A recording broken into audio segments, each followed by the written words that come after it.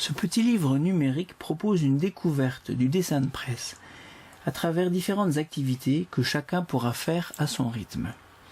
Il s'ouvre en cliquant sur la couverture et comme dans un vrai livre, on tourne les pages en cliquant sur le numéro en bas à droite ou bien grâce à quelques petits raccourcis comme ici le retour au sommaire.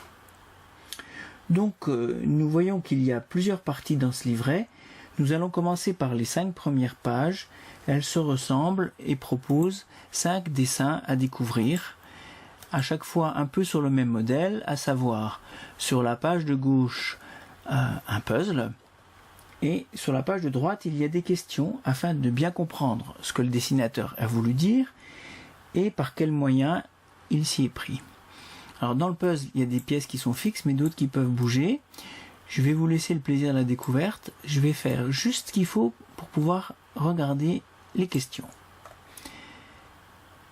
Dans la partie du haut, nous voyons qu'il y a des QCM, des cases à cocher ou des réponses à choisir dans la liste. La première question, c'est trouver le thème du dessin. Ici, on a 2 thèmes possibles dans ce dessin. Par exemple, si je pense que ce dessin traite d'environnement et de liberté d'expression, voilà, je clique sur ces réponses. Si le dessinateur a voulu, d'après moi, choquer, se moquer, faire réfléchir.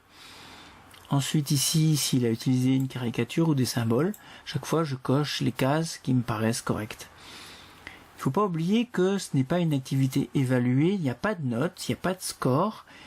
Il s'agit juste de réfléchir, d'apprendre, et le bouton correction va juste me permettre de voir si j'ai répondu juste, et le bouton effacer va me permettre de recommencer. Dans la partie du bas, je vais pouvoir écrire, ici relever 3 éléments qui ont du sens et qui me permettent de comprendre le dessin, et ici ce que le dessinateur a voulu dire. Par exemple, si je vois ici un vêtement militaire, c'est un élément important, donc je vais pouvoir le noter. Je vais en noter 3. Voilà, je vous laisse continuer. Je peux mettre mon nom ici, mais ce n'est pas sauvegardé. Et pour imprimer, il faut faire une copie d'écran. Ce sera un petit peu différent pour le bilan à la fin, qui là donnera un score et qui pourra être imprimé directement. Voilà, encore un puzzle. Alors, il y a ici à chaque page un raccourci qui nous emmène vers l'aide. Allons voir. Directement à la page 22. Cette aide, elle est très simple, c'est un lexique.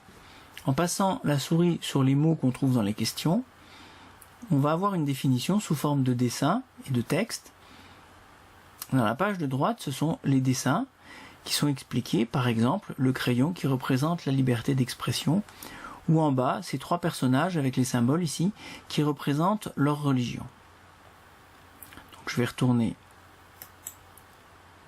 à la page 10, donc c'était encore un puzzle. Et le 5e dessin, l'activité est un petit peu différente. C'est un dessin de Plantu sur lequel le texte a été effacé.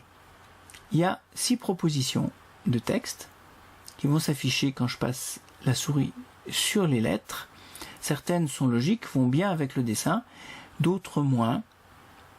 Par exemple, si je pense que la C, la D et la E conviennent, je vais les cocher. Et puis, question subsidiaire, je vais essayer de deviner ce que Plantu avait écrit. Par exemple, D, d'après moi. Même chose, correction, bon, c'est faux, mais je peux recommencer. Et dans la page de droite, les questions, c'est le principe que vous avez déjà découvert. Alors voilà, là, nous sommes arrivés à la fin de la première partie, en observant ces 5 dessins. Il est possible d'aller directement au bilan, ou de passer à 2 autres activités, raconter une histoire en 5 dessins, ou comprendre comment les dessins nous font réagir en jouant sur les sentiments. Ça fera l'objet d'une prochaine vidéo. Nous allons directement aller voir ce petit bilan qui se trouve à la page 20. Le principe est très simple. Les descriptions des dessins sont déjà rédigées. Il va falloir trouver les dessins qui sont proposés et qui sont sur la page de droite. On peut les observer correctement en passant la souris sur les miniatures qui sont là. Alors, pour la première définition, pour la première description, si je pense qu'il s'agit du dessin numéro 1, je clique sur 1. Pour cette définition-ci, ça veut être par exemple, je sais pas moi, le 6. Pour celui-ci, ça peut être aucun, parce qu'il y a plus de définitions que de dessins.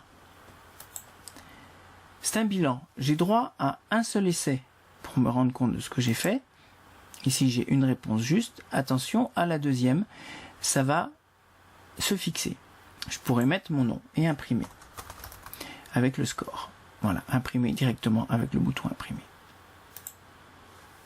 Là, je tombe de nouveau sur le lexique et ici, quelques indications sur la propriété intellectuelle, le nom des dessinateurs. J'espère que toutes ces activités vous plairont, qu'elles vous seront utiles et qu'elles vous donneront envie de découvrir toute la richesse et la diversité du dessin de presse. Et je vous donne rendez-vous pour une autre vidéo, la prochaine, qui détaille les deux activités que nous n'avons pas découvert ici, c'est-à-dire le travail sur les sentiments et l'histoire à raconter.